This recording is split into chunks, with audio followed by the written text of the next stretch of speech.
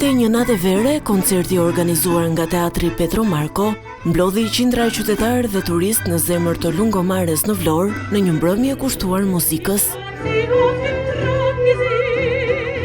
Në dirigjimin e maestros Oleg Garapi, Orkestra Simfonike e Teatrit Kombëtar të Operës Baletit dhe Ansamblit Popullor, interpretoi një repertor të përzgjedhur me vepra të njohura, duke dhuruar emocione të forta për publikun. Sopranoja Nina Muho dhe tenori Josif Gjipali u shprehën të lumtur që kënduan në qytetin e tyre, duke theksuar se ky është vetëm fillimi i një serie aktivitetesh artistike që do të pasurojnë sezonin turistik në Vlorë.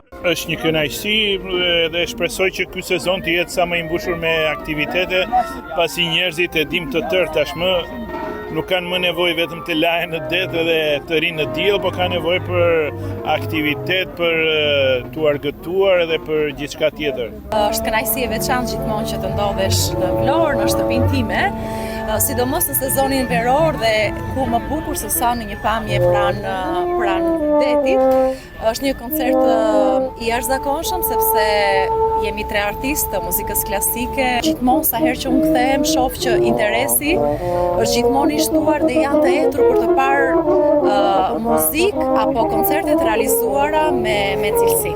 Dirigjenti Oleg Garapi vlerësoi profesionalizmin e orkestrës dhe bashkëpunimin me solistët, duke theksuar se koncerte të tilla i japin një tjetër dimension jetës kulturore të qytetit. Padyshim që është një bashkëpunim shumë i këndshëm, aq më tepër gjithë artistët pothuajse solistë janë gjithë lonjat. Duke filluar nga mjeshtri Josif Gjipali, duke vazhduar me Nina Muho, duke vazhduar me Renisa Laçkën dhe një këngëtare shumë e mirë që ka dalë në skenë pothuajse shumë herë dhe me një tardhje shumë të madhe që është Ardita Ameni.